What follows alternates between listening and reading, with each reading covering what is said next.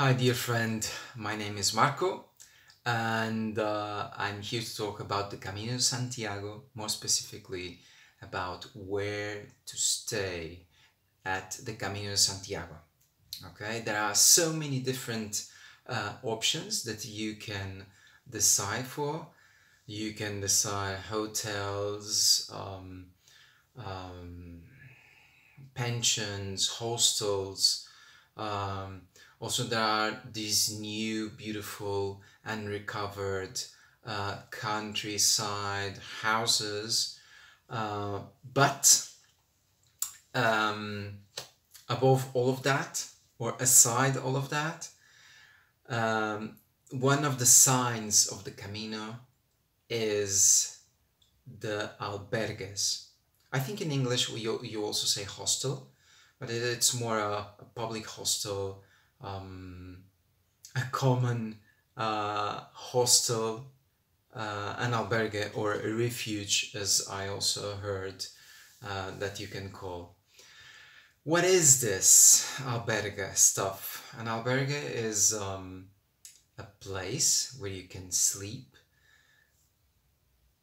where you're going to share your where you sleep, not your bed. You're not going to share your bed, but in the same room that you're going to sleep, there are also other beds for other pilgrims or other people doing the Camino.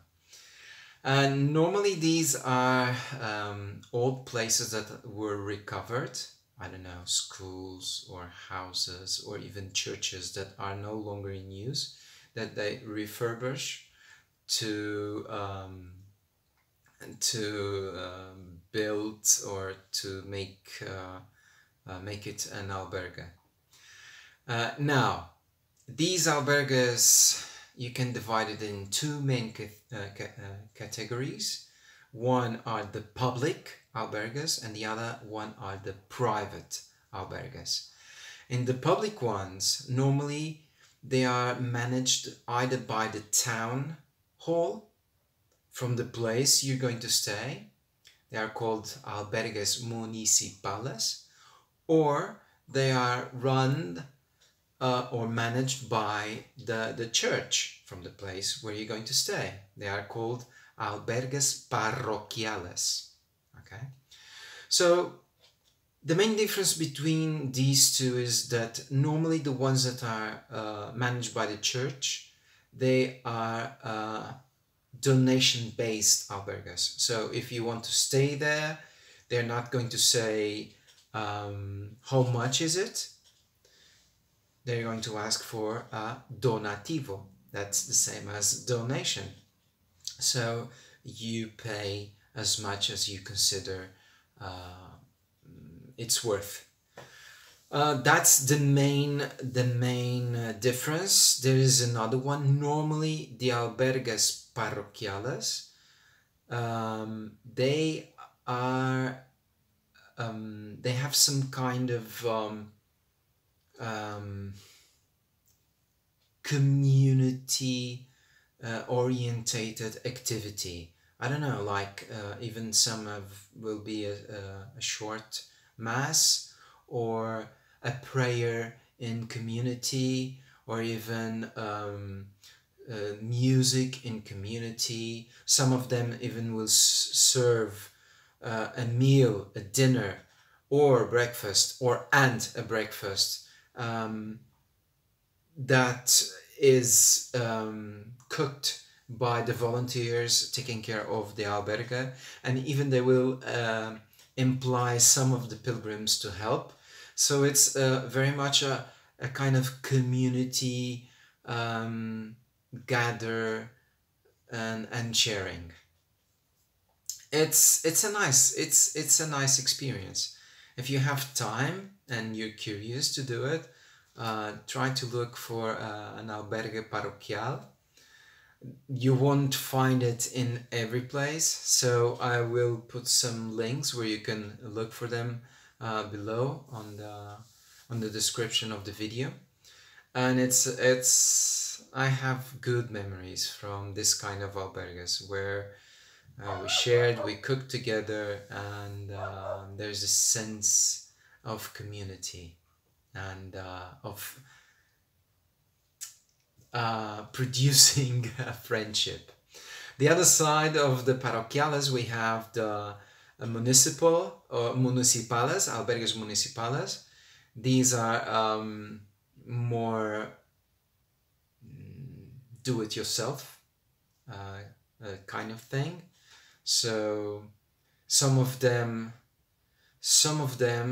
I remember the last one of the last ones I arrived, I called the person in charge. She gave me a code to enter inside the albergue, and I was alone with my girlfriend.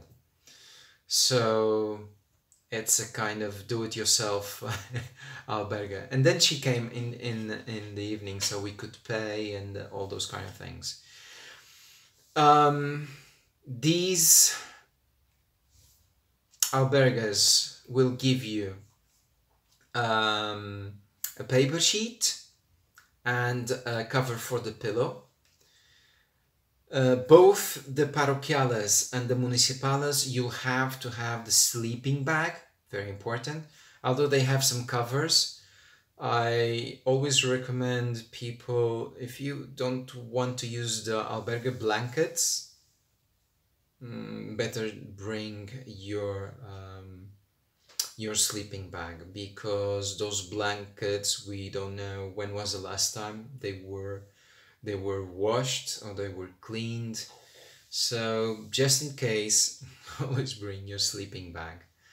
The albergues municipales, you will have to pay normally between 6, 8 and 10 euros. The only thing they will give you is a place to sleep, a place to take a shower and use bathroom, and basically that's it. So don't expect, I don't know, like Nordics or cotton sheets or even towels or soap for your body. Nothing of that.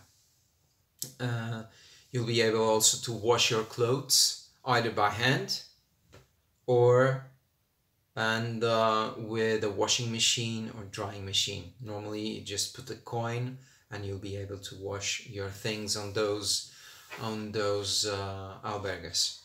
Some of them will have a kitchen. You'll be able to cook some light meals, and that's it.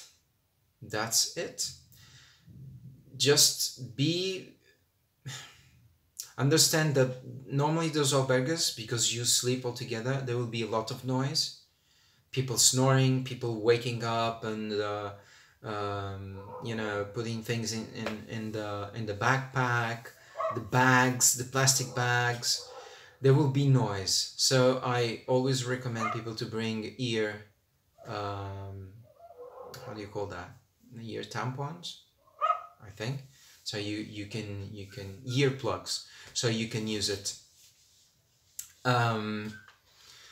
Basically, that's it regarding the public and parochial albergues. Let me see if there's something missing. So there are a couple of albergues that I would like to mention. One is at the primitive camino, or the primitive route, and it's called Bodenaya, and it's one of those private albergues that is an example for all albergues at the Camino. It's private, but you pay a donation, so they won't ask you for a certain amount. They will pick up your dirty clothes, they will wash it and then give it back, washed and dried, and they will make this amazing dinner, a community dinner and breakfast, so you can eat. That's a very the old tradition of the pilgrims hostels and pilgrims albergues from the Camino.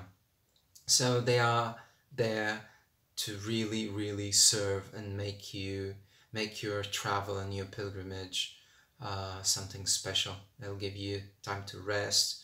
They have books also you can read. Very quiet, nice place. They will really embrace you as one of the family. It's an incredible place. So it's called Bodenaya and El Camino Primitivo, or the primitive route. And there are others in the French route as well. Some places are quite special, normally linked to a person or a character. There is one in Manjarin. It's called Los Templarios. They say that Tomás, that is the guy that is running it, is the last Templar knight at the Camino. And there is another one in Villafranca del Bierzo that is called Ave Fénix con Jato. Now, these are some of the most emblematic albergues. Aside from these, try to look for the ones that are the parochial albergues, the ones that are connected with the church and that celebration of the community. Now, albergues, as I told you, you have the public and the private ones. The private ones are a little bit more expensive, so you can go up to 18. That's the maximum I've seen in a private albergue, 18 euros. The difference is that they are more comfortable, some of them cleaner, with everything and comfort. Some of them even have swimming pools, nice gardens. Some of them will include the breakfast and this price. Normally they're very cozy, and some of them you'll have your own kind of cocoon bed, although it's bunk bed, but it's kind of a cocoon. It's closed. You have your own curtain, you have your own light to read, your own plug to charge your mobile phone, etc, etc. Normally all of them, private and public albergues, have Wi-Fi, so if you need to stay plugged in, you can rest assured that this will be in your albergue. And that's it. The private ones you can book in advance. The public ones you can't. That's why sometimes people are waking up too early in the morning and running to be able to have its vacancy available, or its place available in the public albergues. In the private ones, although it's a little bit more expensive, you can just book it in advance and walk at your own pace and being able to enjoy the Camino in a different way. And basically that's it. So if you have any questions about the albergues that you would like to know the answer and I didn't answer with my video, please write down below in the comments section. I always answer your questions. I love reading your questions and being able to help you. Make sure you write. And also I'm going to put some information on the description of the video for you to have the best experience of the Camino possible. Best regards, take care. If you like the video, thumbs up, subscribe. I'll be producing some more videos. Take care. Bye bye.